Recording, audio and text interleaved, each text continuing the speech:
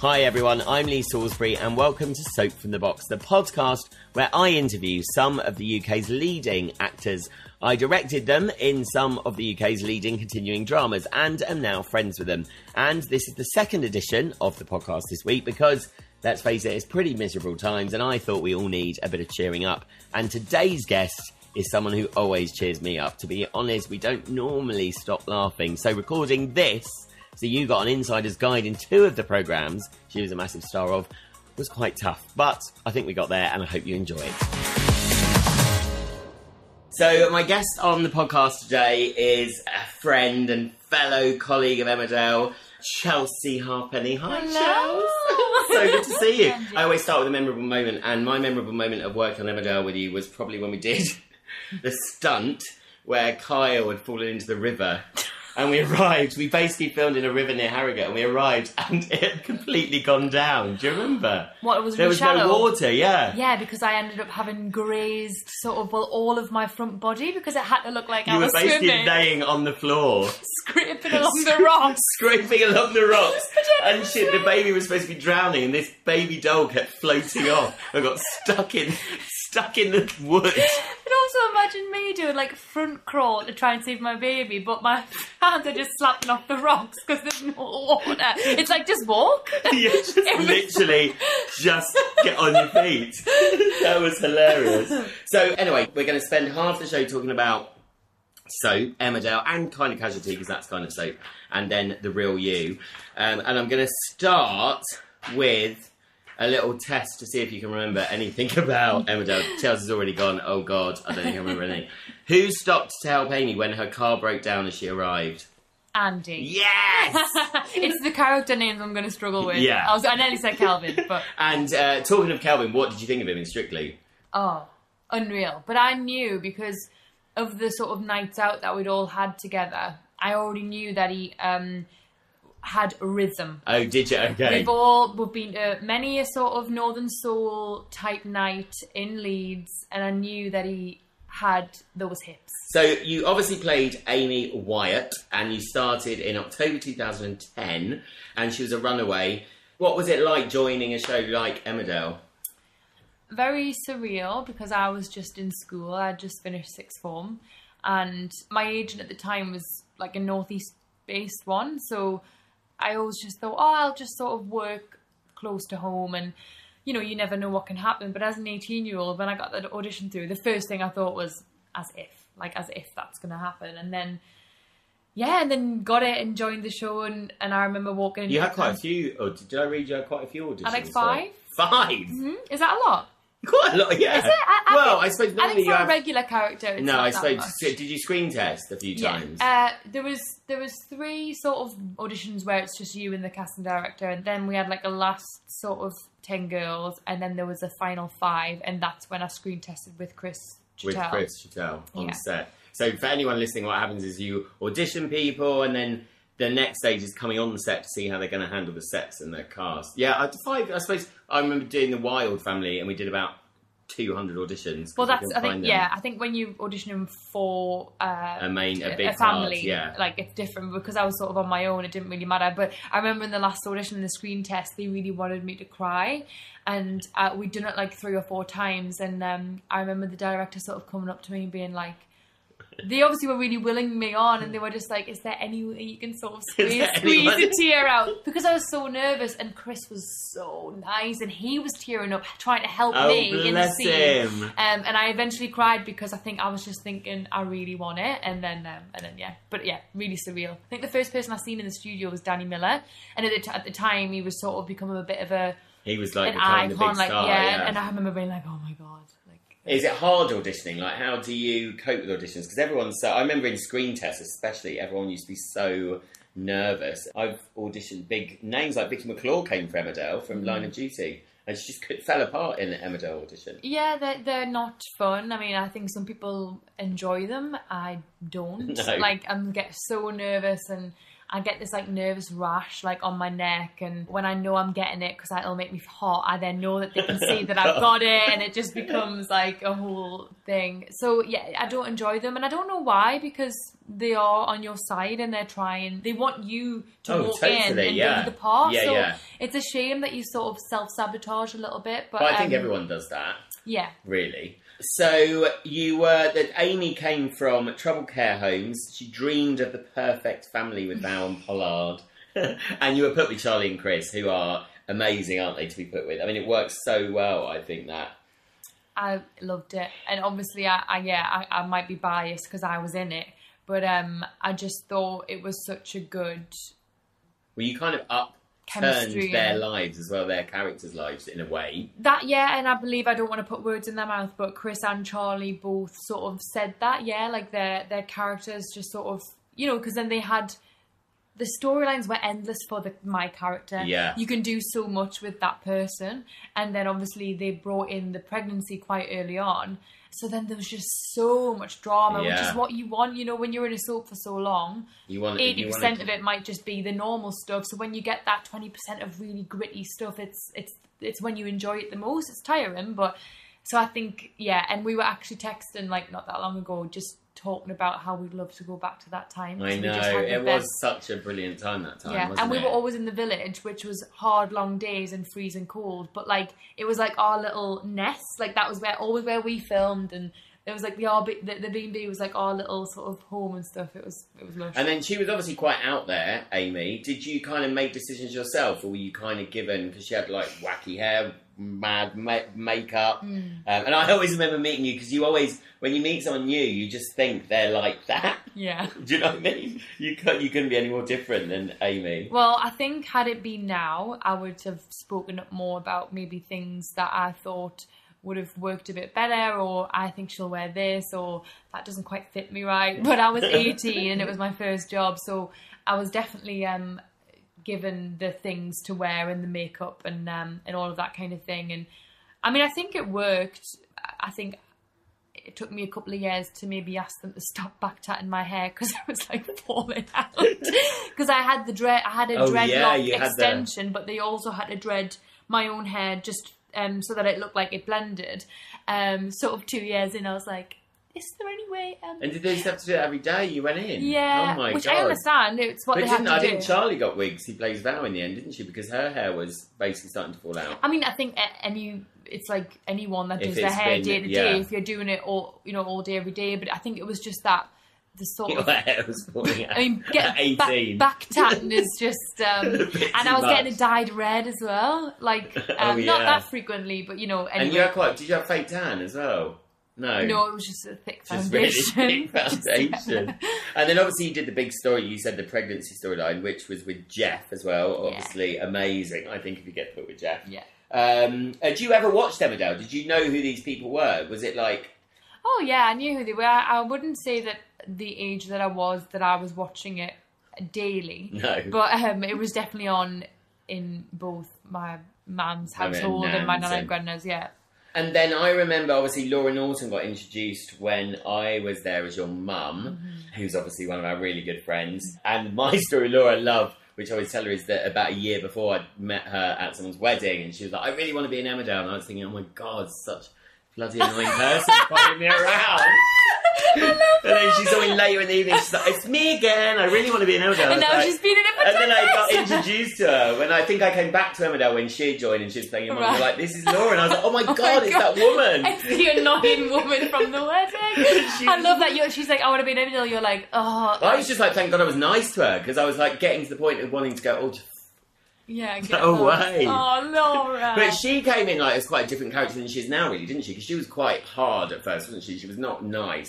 Yeah, she had to be. I think because it wouldn't have made sense. And it's mad that she plays your mum, actually, because you're best mates, isn't it? And she's only 7 years older than me. But I think I was playing like someone 4 years younger than me, and she was playing 4 years or 6 years older than herself. It's like Greece, where they're all playing like 17-year-olds and they're about 45. Yeah, exactly.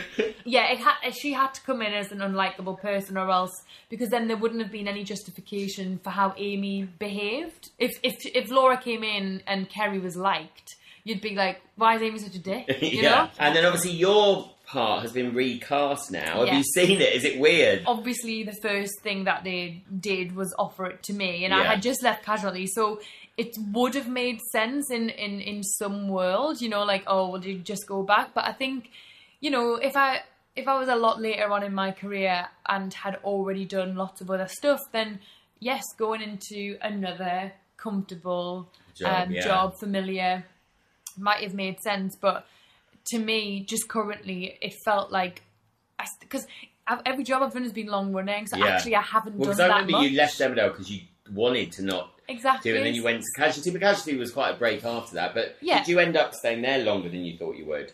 No, I think I did both for about, you did both 3 for about 3 years, and yeah. that Feels time right. for some reason felt right.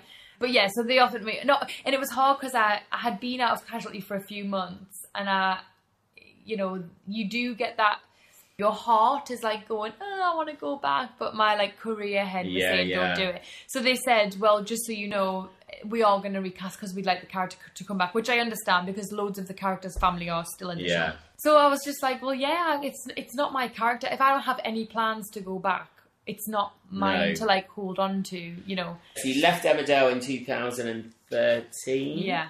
And you started Casualty up at 2004. Oh no! You were in Casualty in 2004, weren't you? Oh, apparently, yes, as 11-year-old Kareen. I get all the good names. Kareen. And I've actually got a friend called Kareen. So, sorry, yeah, Kareen. it's a really nice name. So who was 11-year-old Kareen? What did you do? Not Kareen. Not Kareen. Kareen. Kareen. Cream. What was she about? Yeah, basically I got Casualty because I was already in Biker Grove as a kid. Yes, yeah. So Were you in Biker Grove with Anne and Dec? No, this is what everyone asks me, which I find really funny. It was like 16 years apart. You were like, they're in their 40s. But my auntie was. Jill, okay. She did the first 4 years of I just Biker don't remember Biker Grove being on that long. I mean, I think by the time I was in it, like, no disrespect. No one was watching it. Basically. Anyway, so then you went back in 2015 until 2019 with a break as Alicia Munroe. I like that name. That's a cool name. Well, the thing is, it is Alicia. It's not Alicia. Oh. But I prefer Alicia. But on my first day, everyone was saying different things, so I had to say, oh, can you ask the producers to choose one because everyone's saying it differently. And I was like, please be Alicia because it's nice. And was it? Yeah. No, it was Alicia. Oh. So, yeah. Don't know if it's because I'm northern that were like, it's definitely Alicia. So she was described as bubbly, bright, and try hard. But it couldn't be more different than Amy anyway. So yes. was it nice to take on a totally different character? Yeah, like, I mean, I don't know if she changed slightly over the time. She probably became more just like me, because that's sort of what happened. She went through a lot in the end. Yeah, exactly. She had bubbly and bright got kind of beaten out of her a bit. But at the beginning, I had like pink hair, like, and she was like blonde and bubbly and a try hard. Yeah, so it was nice, but it was also just nice to be in a new environment, and it was so much harder in loads of aspects. So, you know, had it just been another soap, I probably wouldn't have done it, just because I was like trying to move forward. But it's filmed more like a drama. Well, it's single camera, isn't it? So single camera, and there's lots of stunts, and the medical stuff's really hard. And it just looks a lot different as well. So it was a easy thing to say yes to. Yeah. Oh god. Yeah. What was it like suddenly filming single camera? Because obviously in Emmerdale and we film multi-camera, so it's all done quite quick. Was it like, obviously you normally in Emmerdale get 2 takes and you're done. So was it weird suddenly having to, because I did Holby City as well, I know like you're literally on the same scene 4 hours later. Oh, is that not that single camera as well? That's single camera as well, Holby City, yeah. Yeah, like bed scenes take forever, don't they? Like when you have to do all the angles around the bed. And especially if there's like 2 doctors and the family. Yeah, if I got a script, there's like the family of 7 come in. Yeah, like, you're like, no. Yeah, no, it was hard and everything took longer. I remember when I first got there thinking, like, looking at the schedule and being like, what? Because it was just like 5/8 of a scene, you know, and it would take 2.5 hours. Yeah.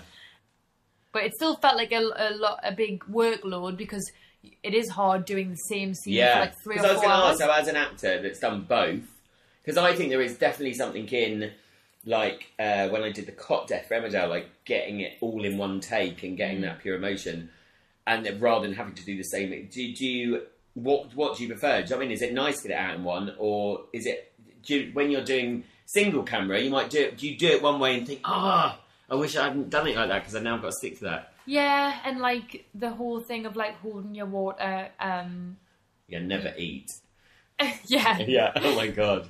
You know, like in Emmerdale, if you had like an emotional scene, like you say, it would probably be like you'd probably do your read through your block and shoot it pretty quickly. Yeah. So if you're sort of on the brink of crying, it's fine because it's there. But at Casualty, like especially because I had quite a sort of hard storyline near the end of my time there, I would be spending like a whole day trying to hold my tears in or crying all day because things take so long, and that was hard. It was just exhausting.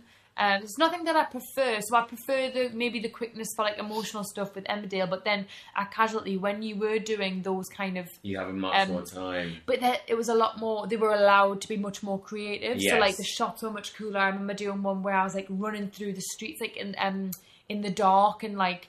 I remember thinking that this was the closest thing to me. It felt like to like a film. Yeah, and just yeah, like yeah. a hand that had like their equipment. They were like on like a go-kart, and the camera was running ahead of me. Wow. I had to run towards it, and like all that, those kind of things were really, really cool. Loads of stunts as well, especially when if you're playing a doctor, you go out quite a lot to do all the stunts.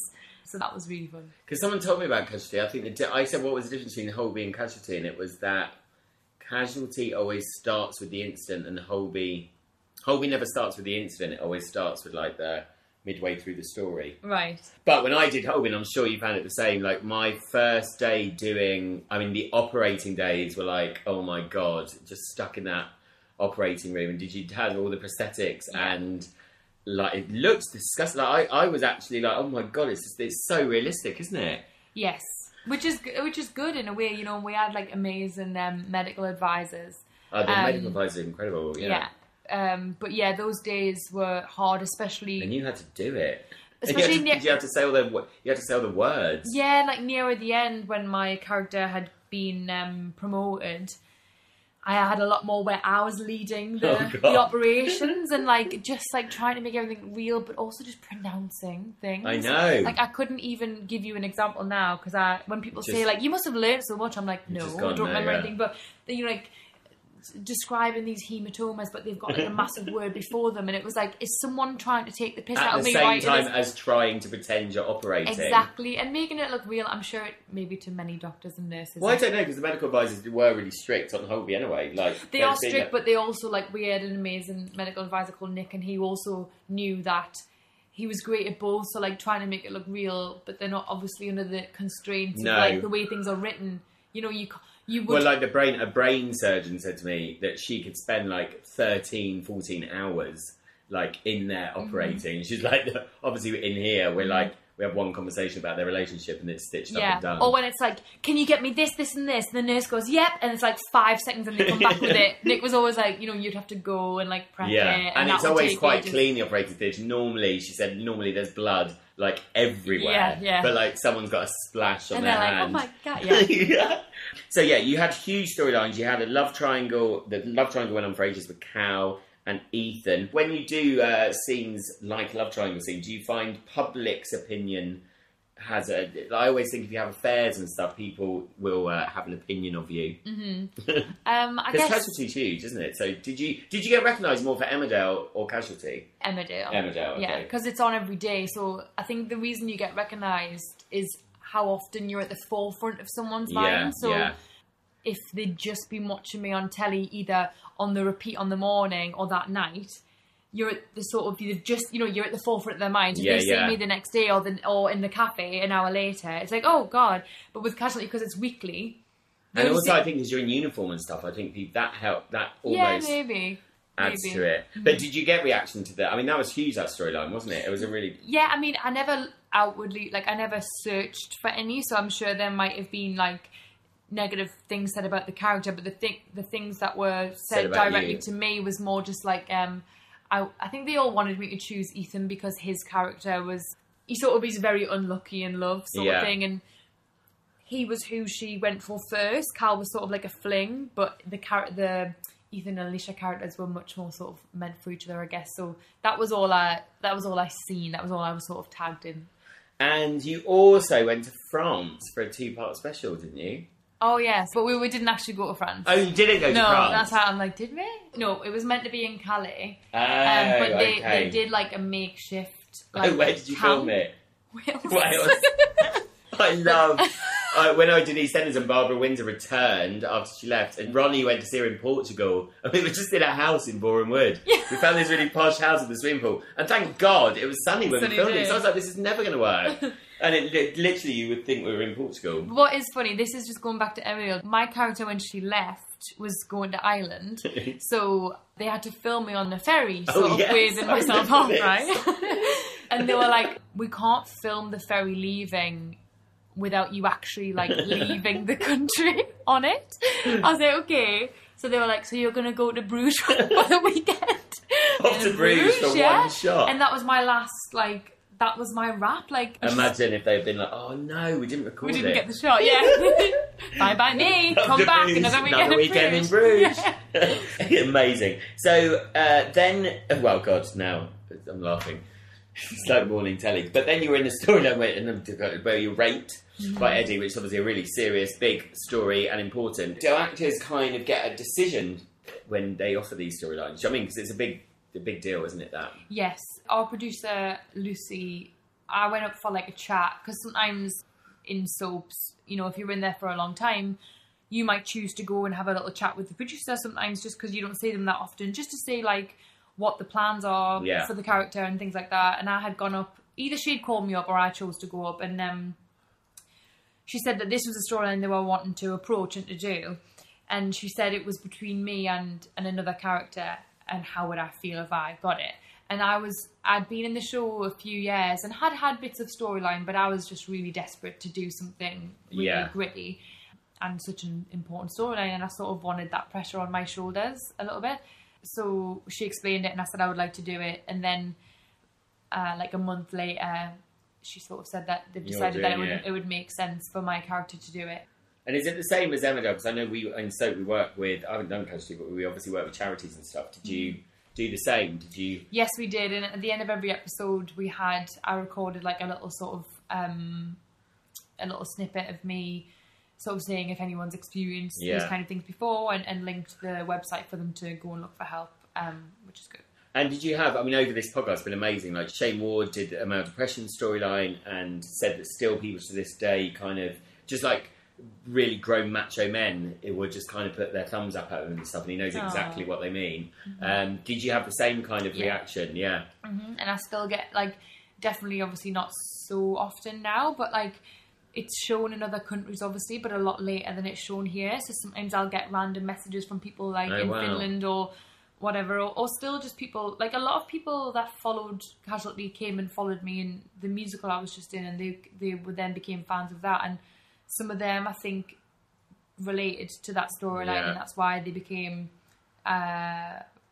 sort of fans of I guess me, you know, because of doing that storyline. So does it add to the pressure on you? Because normally as an actor, I suppose you're going in, you go and do the work, but when you do a storyline that you know is going to affect so many people watching it, does it really add to the pressure of doing your day-to-day work? Yeah, I mean, not pressure like, oh my gosh, like I hope this comes across right, because that's why the director and producers and everything are there to make sure that you're doing it believably. Although I don't know how you would make any sort of mad choices. You know, for me it was important. I had a lot of discussions about the writing, because obviously that's not in my control. But if I'm the one portraying it, I might get the blame for something not coming across right. Because when you watch a show, if you that's right, you are the face. You're the face. Yeah, totally. People forget that. So that's why, I mean, the pressure is on you, because it's not the director's really, it's your face on there that people are relating to, isn't it? And it's not, I suppose it's always the aftermath that's what is judged, isn't it? It's like the aftermath of any of these tragedies is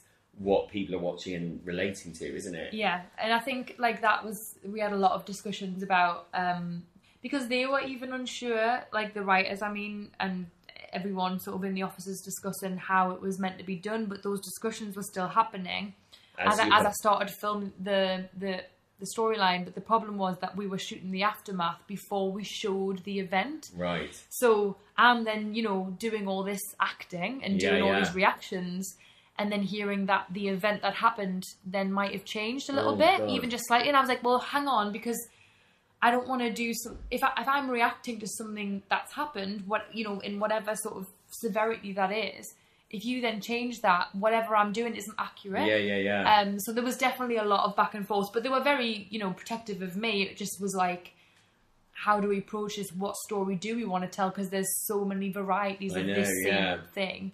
But hopefully it came across well. As far as I know, there was no sort of complaints. It was amazing. And I think that's the hardest thing for soap actors. That's what we keep saying on this, that everything in soap and continuing drama, you film totally out of order. It's so hard, isn't it? So people watching it, it's like you can film the end of a story before... I remember hearing an interview with some Hollywood movie where, like, the first scene they did was, like, the sex scene, the love scene. And you're like, how bizarre. I find that bizarre, though. I suppose but it's not, because you think there's no chemistry built up. It's weird how things happen. It's all about locations and getting it. Oh, no, it is. Unfortunately, that is the thing. The acting is almost like one of the last things to be thought about, unfortunately, these days, isn't it? It is, it's true.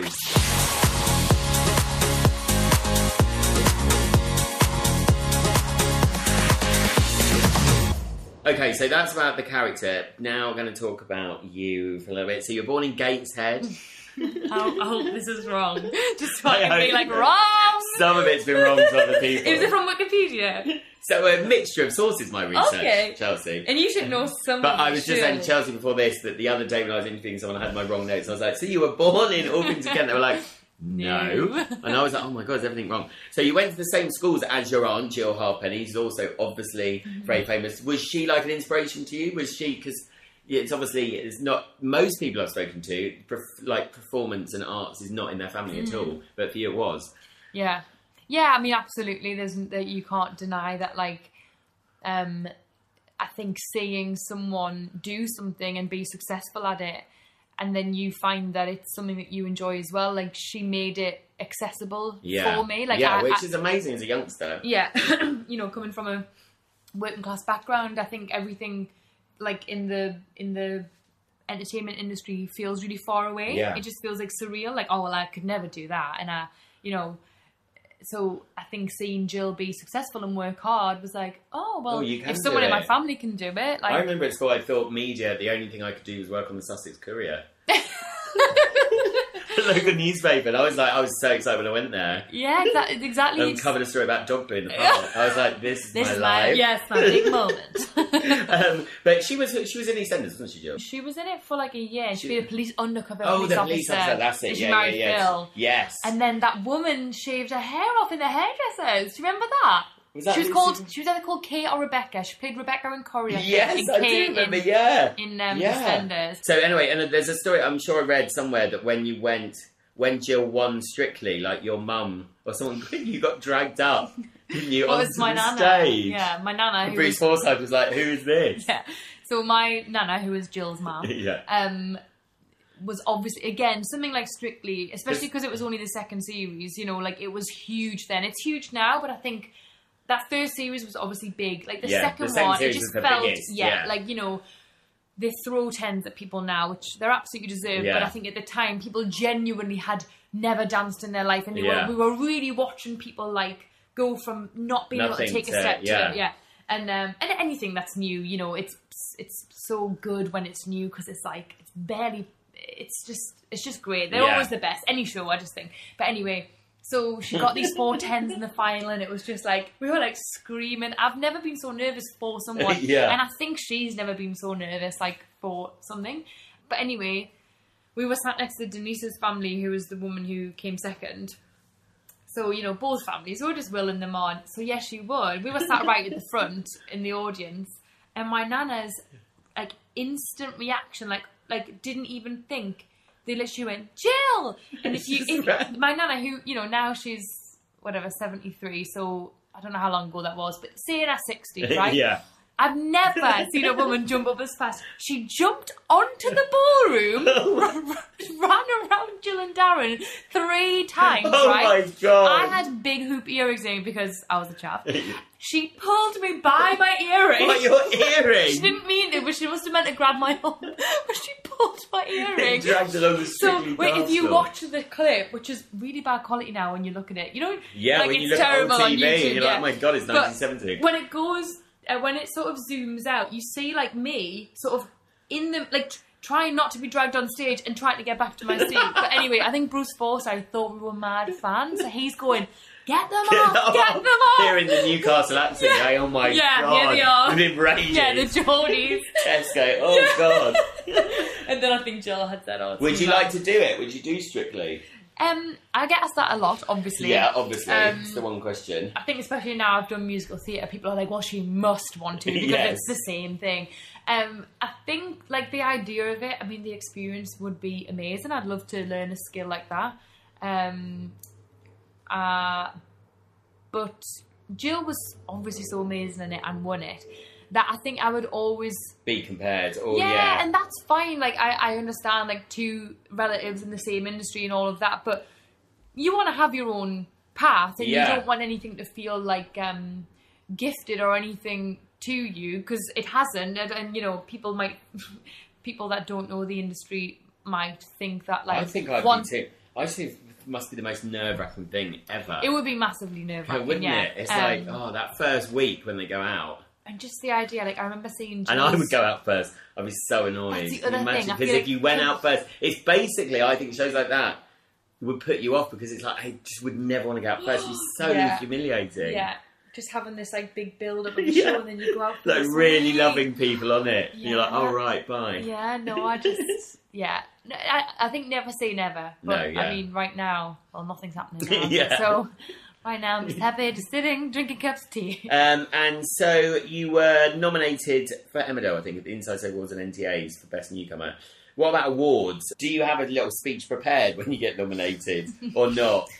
I think because it was, like, my first... You know, and the NTAs is a massive one to be nominated for. That's amazing. The NTAs felt massive, yeah, and I remember it's at the O2. It's the O2, and I was only like 20, and you get longlisted first of all, which even that in itself, I was like, that's amazing. But to get like shortlisted, so I knew that my name was going to be on the screen. I know, with a big, and it's a massive screen. Yeah, and it was like, and also the NTAs, like, it's not just soaps there. There's everyone there. So it felt huge. And I don't remember if I definitely didn't have anything like written down. And what about awards in themselves? Do they mean anything? I mean, do they mean? I think I'm not sure whether did you win any? I did. Well, actually, you should know this. No, recently. Recently. At the I won the Chiswick for Casualty. Oh, yeah. Did you win for Casualty? Amazing. But like the. What did you win? Not sexiest female. Excuse you. I love that. But I mean, I don't think I was ever put up for sexiest female. By the way, no, but the worst award. I won Best Drama Star. Oh, well, that's brilliant. But anyway, it was at the Inside Soaps, or the TV choice. I can't remember. I won that, but I mean, because it wasn't televised, it was very relaxed. I think it was voted for, so that's really nice. Yeah, that that's people by had the public. But I was at the BAFTAs when Casualty won a BAFTA. Oh, that wow. was pretty, oh, that's like, amazing. Yeah, that was a huge, like, whoa. And Jill was there with 3 girls, and they won a BAFTA as well. Oh, wow. So that was a pretty cool, like, you know, she was like, incredible. you know, I could see her, and we were both but there. But did you go to, you went to Soap Awards, didn't you? When, just talking to the sexiest, the worst. I just remember when people used to get up and win and do a proper speech. When they won Sexiest Male or Sexiest Female. Michelle Someone Keegan. once said, I just really need to thank my mum and dad because they, like, had me. I think I was there, and I think it was a man. Yeah, it was, yeah. I can't remember who. No, I do remember. But I do feel sorry for Michelle Keegan, because she must have been like... I feel like by like the 6th one, she was like, thank you. And she's so lovely, Michelle. She was like mortified, because it's such a mortifying award. Is there it's really old-fashioned, I think. It's really like a kind of really bad thing. Is there any need for it? No, it should be like most... I don't know, like most inspirational female character or whatever. Maybe we should get on that. Change Not that. Sexiest male. No, what exactly? And sexiest male, most of them weren't sexy one, anyway. So, apart from TV, in 2014 you've done loads of theatre. West Yorkshire Playhouse, which is one of my favourite theatres. You were in Maxine Peake's Beryl. Mm-hmm. Amazing, like she's amazing. And when you were riding a bike basically the whole time. And I didn't lose any weight. Furious! How did you not lose weight? I don't know, I was just eating loads. But what was that like? I mean, what a weird experience. Yeah, it was like... Did you rehearse just riding the bike all the time? Yeah, like we obviously just blocked it at first with like a normal like exercise bike, and then they gave us these amazing like 1980s bikes that were still on like a, you know, they didn't move. Yeah. They were still stationary. Yeah. But it was really good, yeah, really good. And Chow was working with her. Amazing. Well, she wasn't in the room for like the whole rehearsal period or anything, but she came and popped in, obviously, just to make sure how things were going. Because basically it was a radio play that she'd written. Yeah. And then she adapted it for the stage. But just to say that, you know, I'd done something that she wrote, and also just the story of the woman, like, it was just amazing. And like, the West Yorkshire Playhouse, which is incredible. Which was, and I was back in Leeds, so I ended up staying at Isabel's, who plays Victoria, which was really nice, because I had only been left Emmerdale a year, so it was really nice just to be back there. And was that your first big theatre? It's my first ever bit of theatre. That was your first ever theatre? Yeah. Oh my God, the West Yorkshire Playhouse. Mm-hmm. And so how does it compare to...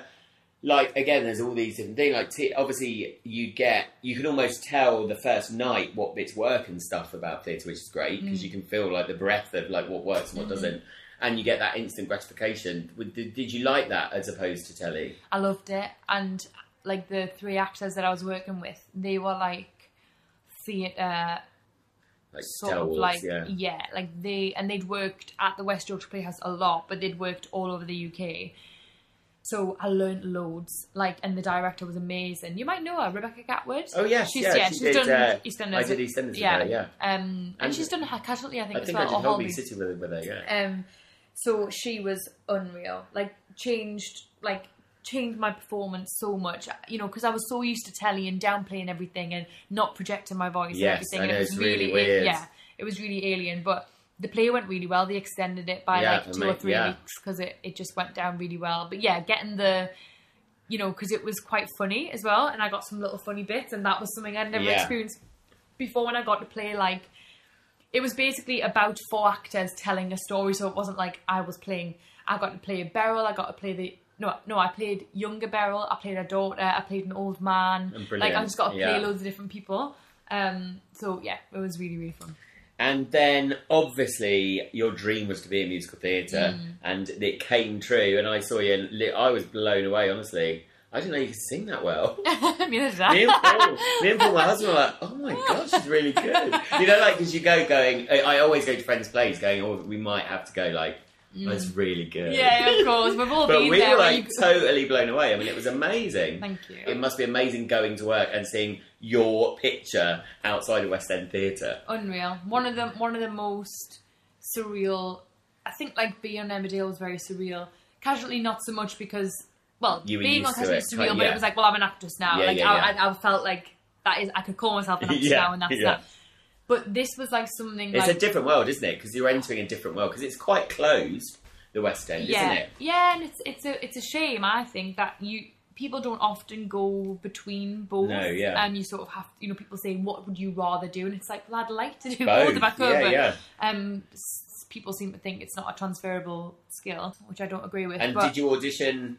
How many auditions did you have for that? I only had 2. Oh, right, which so is 2's mad, running, because in musical theatre you have loads, usually. And did you go in on your own? Was it like, did you and group there's a things? huge panel. Oh, yeah, it was just me. Oh, really? Me, a huge panel? Yeah. Like, how many people? Oh, like, you've got the director, the producer, the musical director, the musical supervisor, the choreographer. Oh, my God. The pianist.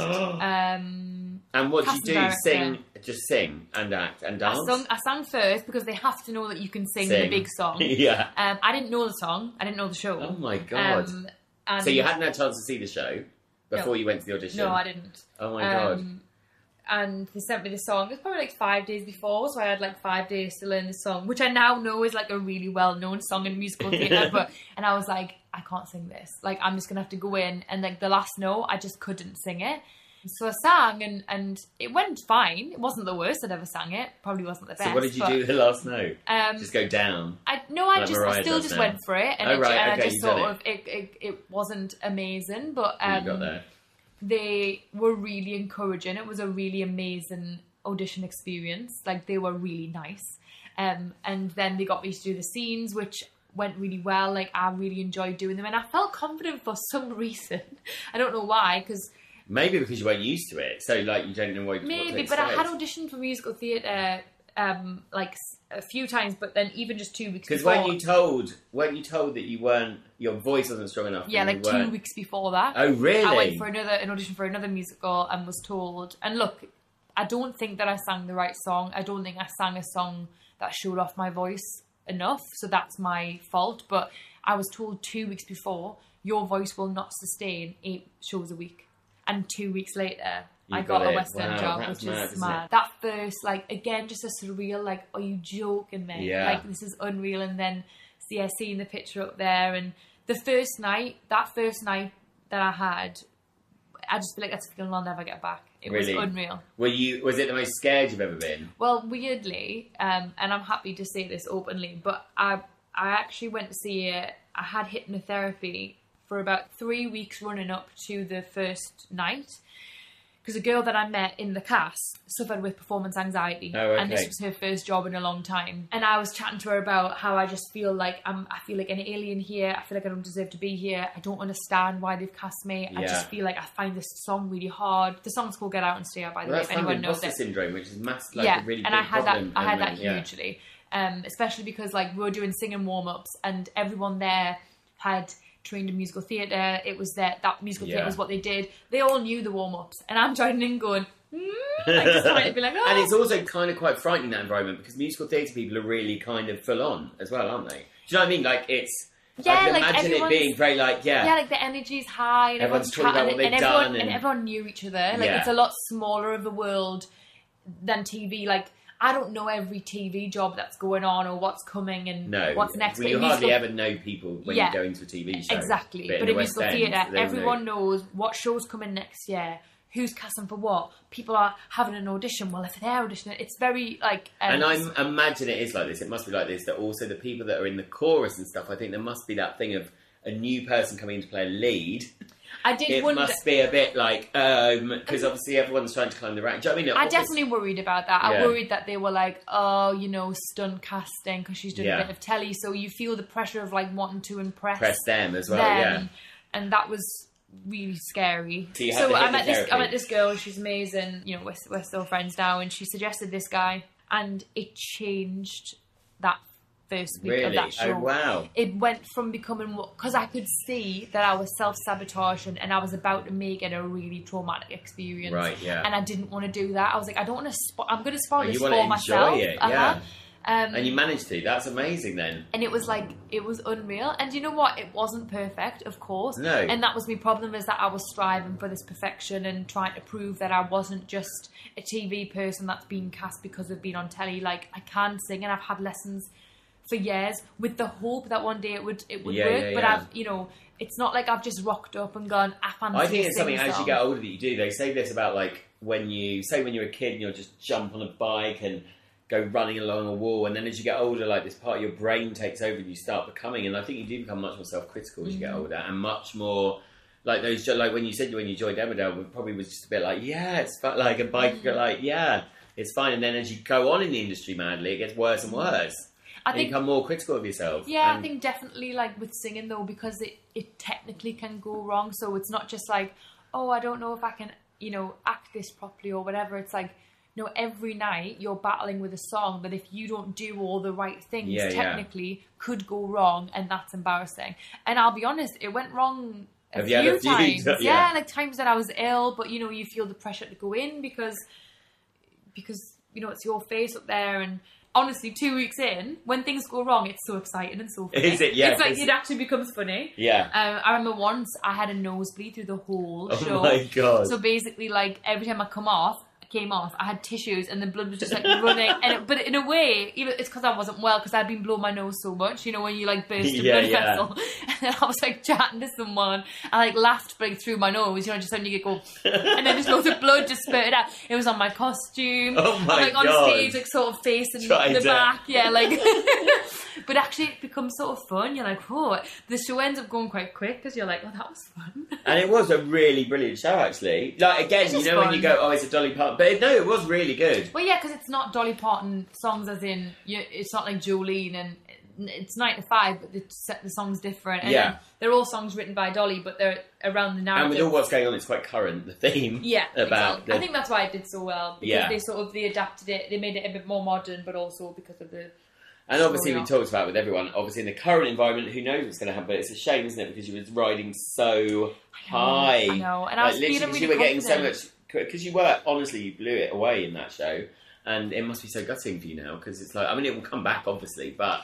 It will, but you're riding that wave, isn't it? And yeah, it's and you worry that like you know, you sort of. But the West End people won't forget, will they? Because now you're in. Do you know what I mean? Yeah, hopefully. But you always do just think acting always feels like you get the momentum and then you lose it, and you feel like when you get the bit of momentum, you want to keep it going, and you always worry. But I think everyone's has gone down. Yeah. So yeah. But the final question about musicals was because when I spoke to Shane Ward, he was saying like when he did X Factor, he got vocal nodules and stuff because of singing so much. And obviously, you're singing every night, well, more than once a night in the West End. Mm-hmm. Is it a real strain on your voice? Oh, you must know, like, James, it's not. It's like doing a marathon every day for your body. Yeah, James, my boyfriend, said that it was like living with an athlete in that, like, my main priority was like my body and my health. Yeah. And he said like because you can't do anything else. You can't, and you have one day off a week, and honestly that day is spent like recouping. Like poor James would be like, you know, should we go and do something? Because it was one of our only sort of days together. I'll be like, no. I'm breathing oxygen. Yeah, and having a peanut.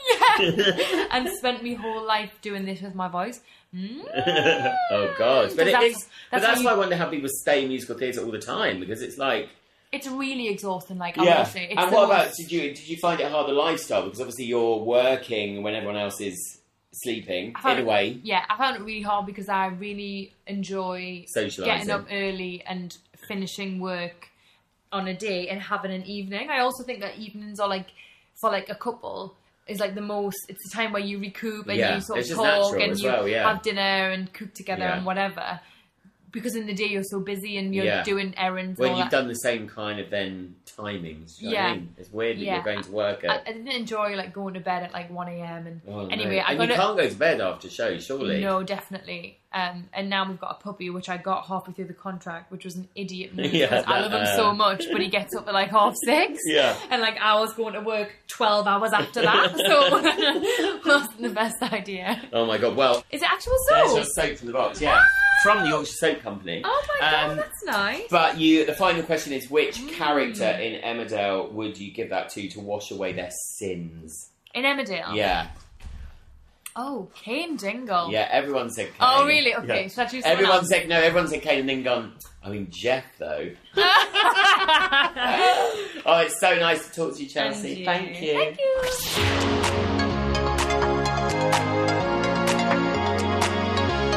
Thank you so much to Chelsea for being my guest on Soap from the Box. And I kind of know I'm sounding a bit like a broken record, but Chelsea is one of the nicest people again I know. Such an incredible, talented person with the most amazing voice. So when theatre starts again, make sure you go and see her because you won't be disappointed. I would like to thank, as usual, David Stevens and the Bothy for their edit and technical wizardry. Join me all week on social media at Soap from the Box on Instagram, Twitter and Facebook and on the YouTube channel, and I'll be giving you clues as to who next week's guest is going to be. Stay safe, everyone, and join me for more smiles and laughs, I hope, next week, same time, same place-ish. Bye.